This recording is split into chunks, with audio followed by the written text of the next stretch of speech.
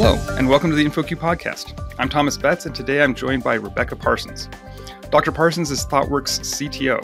She has more years of experience than she'd like to admit in technology and large-scale software development. She's co-author of the book Building Evolutionary Architects, the second edition of which was published late last year. Now, Mem's major premise underlying evolutionary architecture is that not only will things change, but we cannot predict how they will change. While that premise makes predicting anything problematic at best, today we want to discuss some ways that the principles and practices of evolutionary architecture have evolved since the first edition of the book about 6 years ago, and what changes we might see in the near future, say the next 2 to 5 years. Rebecca, welcome to the InfoQ podcast. Thanks for having me, Thomas. So at QCon London, you gave several presentations. The one I'm most interested in today is discussing how you think evolutionary architecture will evolve. Now, before we can talk about how it will evolve, the first question I have to ask is, what is evolutionary architecture? So evolutionary architecture is really a way of thinking about architecture that allows us to take into account change when we don't know where that change might be coming from. So often people see architecture as this rock, this foundation that can't be changed. But realistically, that just doesn't work anymore with the rate of change. And so our definition for evolutionary architecture is it's a guided approach. And guided means that we actually specify what constitutes good for our architecture, and we use that definition to guide our architectural decisions. And it's multidimensional because obviously we've got all kinds of abilities out there that we have to worry about. And an architect's most favorite and least favorite word is trade-off, because you can't maximize everything or optimize for everything. But it's also incremental. And so some people will say, well, why don't you just call it agile architecture? But there's really more to it. This key notion of evolutionary is very closely tied to our notion of fitness functions and how we say these are the characteristics that matter the most for this particular system. Because unlike good code and bad code, where bad code is bad code, whether it's retail or financial services or healthcare, but a good architecture in one setting is actually a bad architecture in another setting because they're going to have different kinds of constraints. And so we really wanted to emphasize this notion of fitness functions, and we are going to make sure that our architecture continues to reflect what we see as the critical characteristics. And are those static, or are those fitness functions, those characteristics, are they able to evolve over time? And is that part of the evolutionary approach? Yes, they definitely need to evolve over time because business requirements change, consumer expectations change, and the fundamental technological changes might make something possible that wasn't possible before, or undesirable in a way that it wasn't before. And so if you don't evolve your fitness functions, if you're not continuing to re-examine this, not on a daily basis, but probably on a quarterly or a biannual basis, on what's going on in the ecosystem, how are things changing, and how does that potentially change your definition of what constitutes good for that particular system. I like the idea of what is good today might not be what's good tomorrow. It's easy to see this system versus that system. You have two different characteristics, but the fact that your requirements, you said the business requirements, the user expectations, the load, whatever it is, you might design for one thing today and having to find out when that changes and continually looking at those design decisions you made. And were they right? And they were right at the time based on those requirements we had, but those requirements have changed. Exactly. And the other thing it allows you to do is take into account things that you've learned about your domain that maybe you didn't know before. I mean, that's one of the things I like about some of the early descriptions of technical debt is you can have inadvertent technical debt, not because you made a mistake, but because of things that you've learned about the domain. You know, we'd all like to be able to re-implement every system we've implemented after we've learned all of the things that we eventually learned about it. And that's much the same way with our architectural characteristics as well.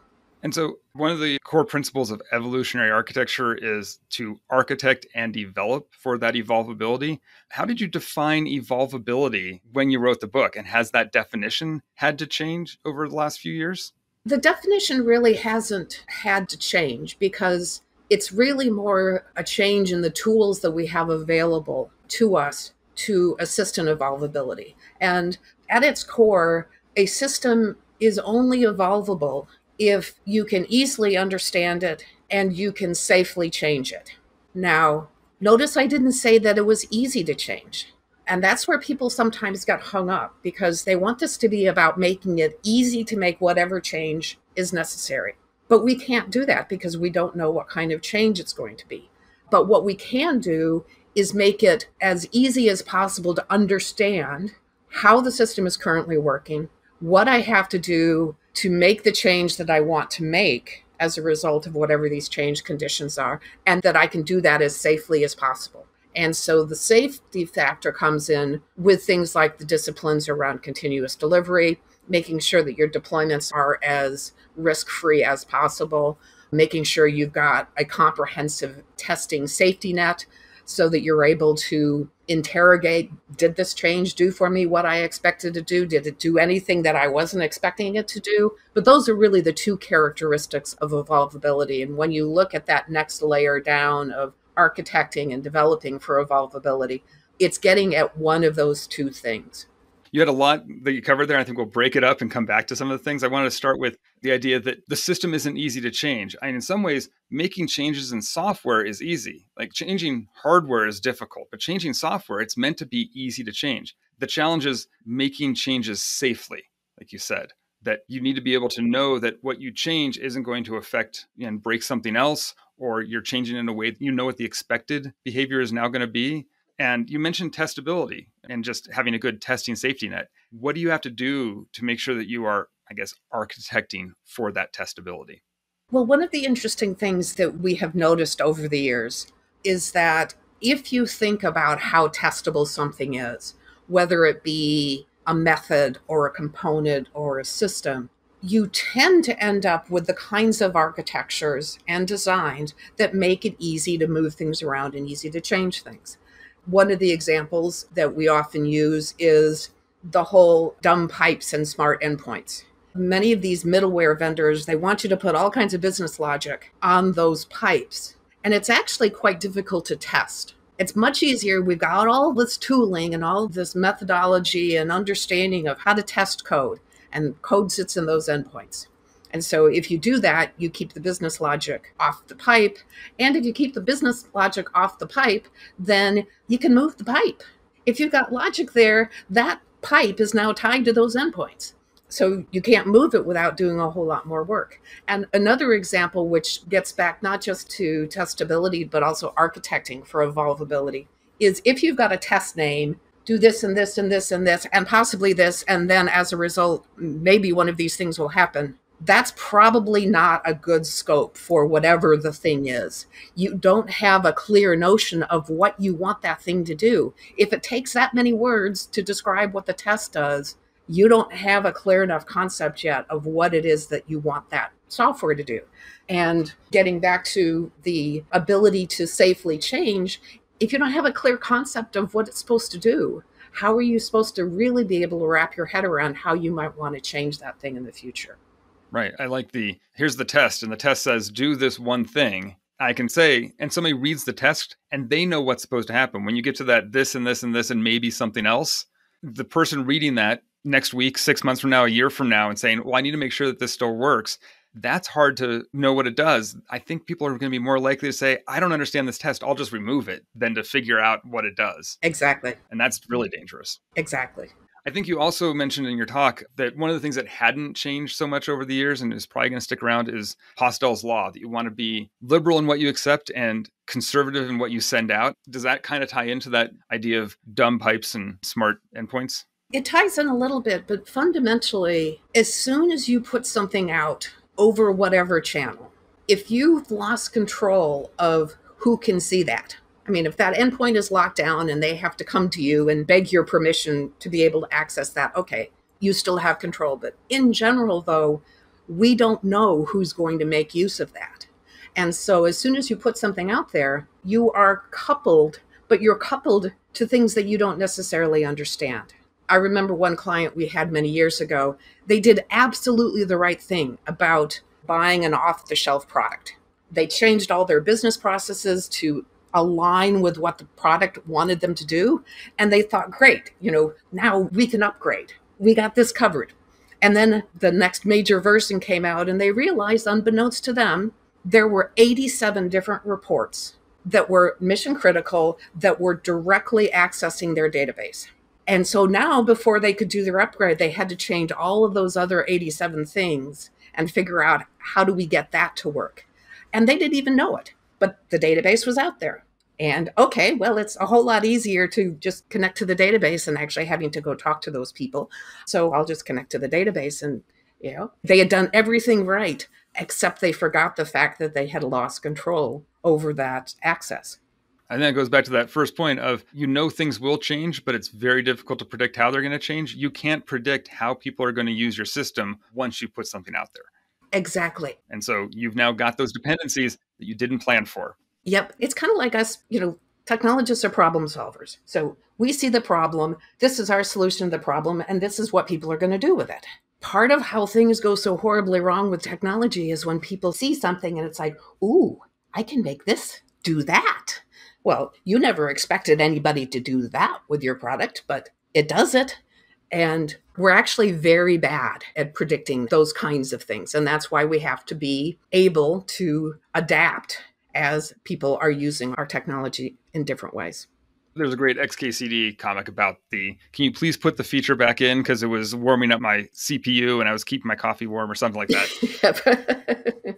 We fixed this bug. Oh, I needed that bug. And that's the classic case of we fixed the problem. And it turns out that bug was a feature for somebody. Mm-hmm. Exactly. We're talking about testability, but also those fitness functions. Is there tooling that we can use that helps us figure out, how do I know that I've satisfied my fitness functions? How do I test my system to say it is still meeting my architectural requirements as I had them defined? Well, a lot of that depends on the type of fitness function. And one of the things that we lay out in the book are the different categories. Some are static. And so you just put that particular fitness function into your build and it would run like any other thing. Some of them are dynamic. And so they might be more monitoring based. Some are very specific to a particular entity. So you might run a cyclomatic complexity test, but you might also have something that is simultaneously looking at response time and cache staleness and trying to find a balance for that. Probably the most general of the fitness functions is the simian army. There's a whole load of things that are running in production, keeping an eye on different things and reporting, or just kicking the thing out of production if it doesn't satisfy it. So some of these will be breaking. Some of these will be maybe trends that you're watching. Some of these might just be alerts to an operations staff. So it really depends on what the entity is that you're looking at and what kinds of things are possible. But what we try to remind people of is everybody has used a fitness function at some time or another. If you've run a linter, if you've run a performance test, if you've monitored the utilization of the CPU in production, those are all fitness functions. The value is by unifying everything under this name, we can talk about the meta characteristics of fitness functions, and then you get into the individual details depending on what it is that you're trying to measure. Yeah, I think the challenge people usually have with the entities is some of them are very qualitative. I want the system to be fast. I want it to respond, and turning those into quantitative values. And then once you have some quantitative metric you can measure against, great. How do we test that the system is still meeting that? Are we hitting our SLOs and SLAs? Are we having too many alerts go through? There are things you can measure, but it does take a lot of effort to think about that and figuring out how can I say this is important enough to make sure that we're still testing for it on a regular basis. Yes, my personal favorite is maintainability. Right. You can't write a fitness function for that, but you can write something that says that this respects the layering of the architecture that we've agreed to. And there's quite good tooling in many of the mainstream languages that will allow you to do that. You can put in things around cyclomatic complexity. There are all kinds of different ways that you can quantify those things, but it does take work. And it's a whole lot easier for me as the enterprise architect to say, you need to write this system maintainably, Thomas, and then you can come to me and, okay, I've given you a maintainable system. No, you haven't. Come back and give me another one. The onus should be on the person who is stating the requirement to say what the requirement actually means. And we don't always do that. And that's why we say the single most important feature of a fitness function is that you and I will never disagree on whether or not it passes. It has to be that well defined. And If it's that well defined, then you as the developer know what it is that I am asking you to do. And you can work until you satisfy that particular requirement, as opposed to having to try to, okay, I'm up to ESP 303 now, so I'm sure I'll be able to figure out what the guy wants this time. But that is something people struggle with. And one of the things that we tried to address in the second edition was we added many more examples of fitness functions to make that idea more concrete. And we crowdsourced a lot of them from people within our network, people within the company. And all of the examples in there are concrete examples that different people have used on projects to start to answer that question: how do I go from this thing that I want to achieve to a fitness function that tells me whether or not I'm achieving it? I think one of the other quotes from your track at QCon was that every software problem is fundamentally a communications problem. And when two people read a sentence and disagree about that sentence, that's the communication problem. And so as long as those two people can absolutely agree, and you can bring over a third person and they can also agree on it, that's the big solution. That's amazing. Exactly. But that's not easy to do. Nope. None of this stuff is for free. Like, you have to work on all of these things. And there are benefits when you can get that agreement. Yes. So one thing that we've seen evolve a lot over the past decade is how we handle data. I started this software stuff years ago, and you only stored your data in one giant database. You wanted to add new functions, you added more data to the same database. Now we have lots of microservices, and each microservice owns their own data and has their own data store behind it. So we went from one database to dozens or hundreds. Was that something that was addressed in the Evolutionary Architecture book, or is that something that you're now addressing and seeing differently as a problem you have to solve separately?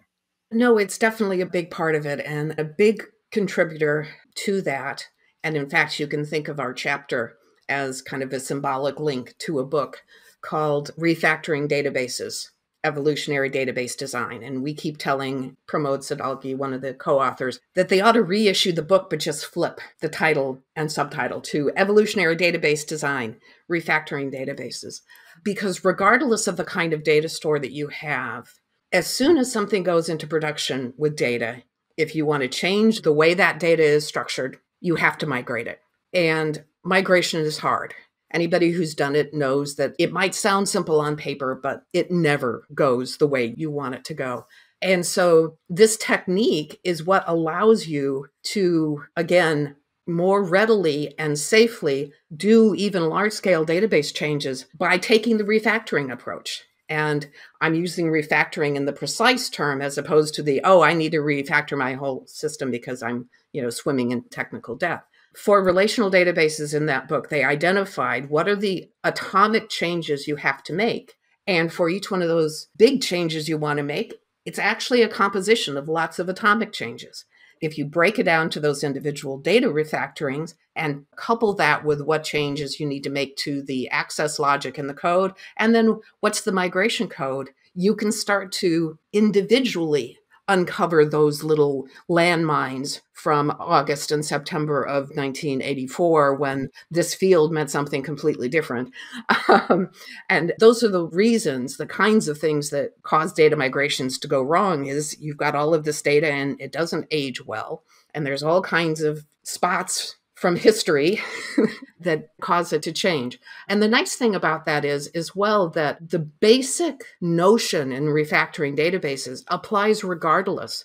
If it's a document database or a graph database, the individual refactorings are very different if you want to migrate a graph database from a relational database.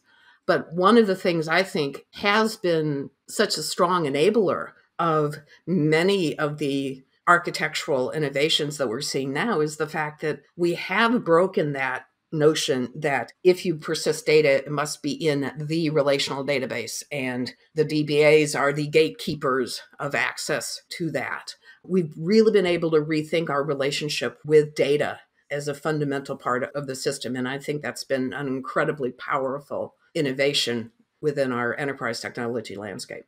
Yeah, the way you described a series of little atomic steps, that fits well with the idea of evolution, not revolution. Like, don't just make one big change and hope you can jump all the way over the chasm. How do we make lots of little steps? Because when you look at it, databases are good at doing lots of little things. They do lots of little things. They just give you that nice abstraction. But sometimes you have to go down to what are the little refactorings. And I've been there when you have this copy of the data is in version 1 and this copy is in version 2 and this one's in version 3 and now I want to go to version 4. If I had been updating 1 to 2 and then 2 to 3 the whole way, but if I can't replay those steps, I don't know how to make the jump from 1 to 4. Exactly. Like you said, there's a whole other book on databases. We'll be sure to have a link to that.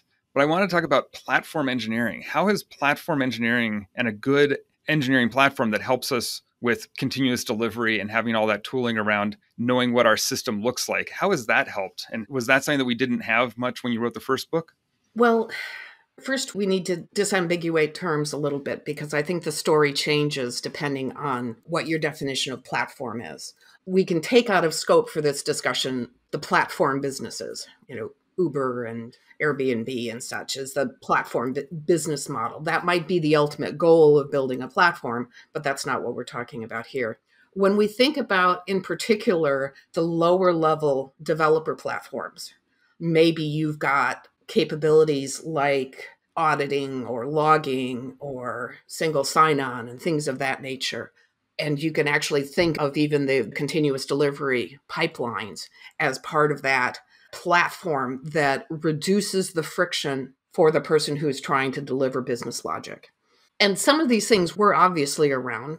Cloud clearly existed. Many of the SaaS platforms clearly existed in 2017. We understood about continuous delivery and such, but people didn't necessarily think of platforms in a way that would support some of these fundamental changes.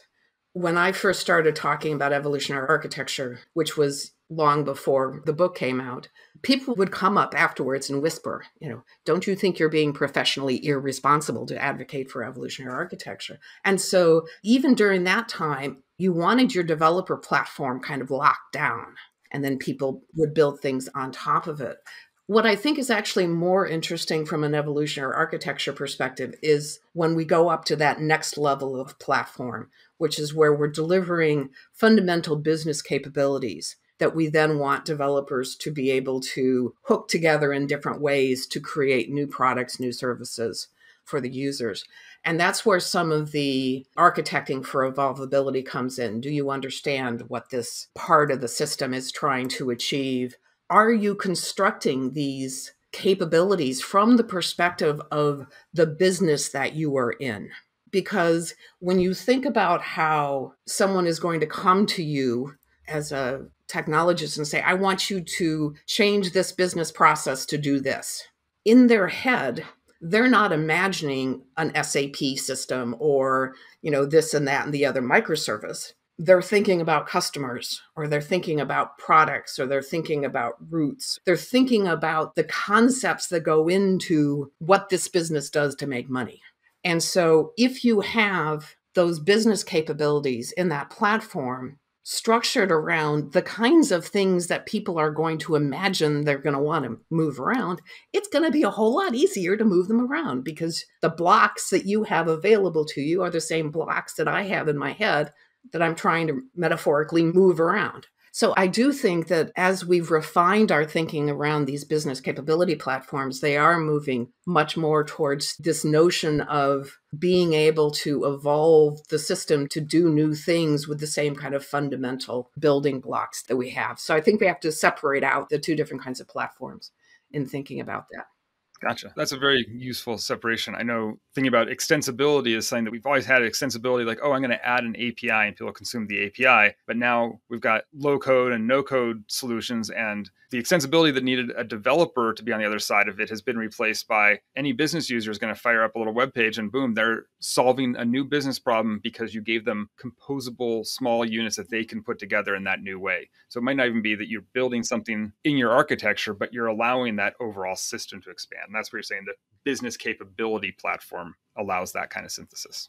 Yes, but those things are even useful outside of the context of a low-code, no-code platform, because it might actually be a pretty complicated workflow that you're trying to put together here with different kinds of exception handling, but you still are using those fundamental building blocks and are able to reuse them. So does that get to the idea of, it sounds like a microservices architecture is the panacea for this, but do you have to have microservices to be able to do evolutionary architecture? Could I do this with a monolith? Yes. You can't do it with a big ball of mud, but a well-structured monolith, although you don't have the individual deployment, we talk about the notion of a quantum, and that's, a deployable unit. And microservices, of course, are a much smaller deployable unit. But if you have a well-structured monolith and you are respecting all of the boundaries, many of the things that you want to be able to do, you can do for an evolutionary architecture. You will be able to move things around. Just because they live in the same monolith, it doesn't mean they're coupled. Now, the problem is it takes a lot more discipline. I remember hearing a talk by Chad Fowler, and he said at one point he decreed that no two microservices could share any part of the technology stack because he didn't want people to, here, I can just reach over there and use that instead of doing it, which I think is an extreme. I think he was just trying to really make a point. But it's a whole lot harder to do that in a microservices architecture than it is in a monolith. And it can be so tempting. But if you have good discipline and you've got the right kind of separation there, a well-structured monolith can support an evolutionary approach to architecture. The structure of the monolith does matter. If it's a layered monolith where, you've got your data layer and your logic layer and your presentation layer, that gives you a certain level of evolvability, but it doesn't necessarily always help you that much because most business changes are going to affect all of the layers. But if you're structuring it more around these domain-driven design level bounded context, if that's your unit of organization within the monolith, you're going to have the same level of flexibility in terms of the creation of new functionality as you would in the microservices. You just have a different deployment strategy. That comment about not having two microservices be able to reach in and touch the technology that you have to go through the interface makes me think of Conway's Law, and that those team structures, the teams can only talk to each other through their services as opposed to, I'm just going to pop on Slack and ask somebody to make this change for me. How does Conway's Law fit into evolutionary architecture? It always comes down to the people. And we like to talk about the inverse Conway maneuver, where if you want your system to look a particular way, reorganize your team, and that's what will happen.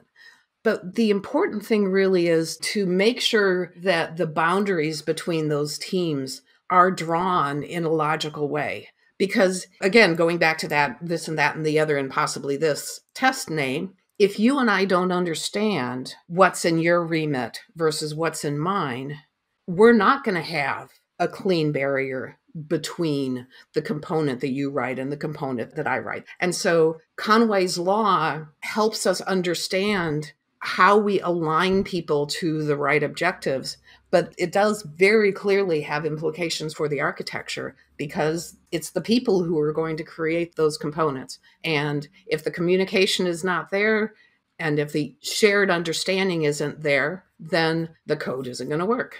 So I think we're going to wrap up. I said that we were going to talk a little bit about the future. We talked about the evolution of edition 1 to edition 2 of your book. So evolutionary architecture has obviously evolved some. How do you see it going to evolve in the future? Pull out your crystal ball and let us know what's going to happen. Well, the first thing I will say is when Camilla first asked me if I would do the talk, I was thinking to myself, I can't do this. I can't predict the future. That's the whole premise of the book, is you can't predict how it will change. But she said 2025, and that's not that far away. I do think we're going to continue to get a more sophisticated understanding of just how we can use fitness functions to express some of these more difficult architectural characteristics. I do think we are going to see significant advances from the perspective of observability, and with this increased interest in testing and production and rollback and all of that, I think we're going to see evolution, not just in our thinking about the fitness functions, but how we can actually implement them and take action as a result of it. I do think we're going to see more productivity from AI-based tools in things like our testing strategies. We're also doing some preliminary experiments, emphasis on the word preliminary at the moment, to help us with legacy modernization by using some of these AI tools to start to parse out what are the actual data flows through some of these old legacy systems. So I think some of the advances that we're getting in generative AI and AI more broadly are going to help us in dealing with some of these legacy systems. And then I think we're going to continue to see evolution, even the way we think about architectures. From my perspective, continuous delivery has been a great enabler. But the combination of continuous delivery and open source has been a great enabler for things like the microservices architectures and some of the other innovations we're seeing in architecture, because it has allowed us to de-risk deployments.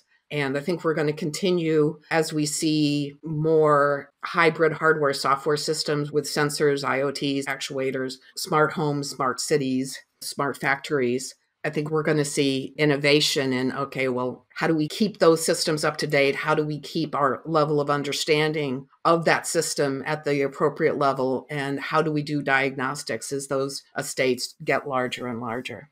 Well, I think that's a great place to end, looking ahead of the future. Maybe in a few years, we'll have the chatbot come on and tell us what the next 5 years will look like. Rebecca, thanks again for joining me today. Thanks, Thomas. It's been a pleasure. And listeners, we hope you'll join us again soon for another episode of the InfoQ podcast.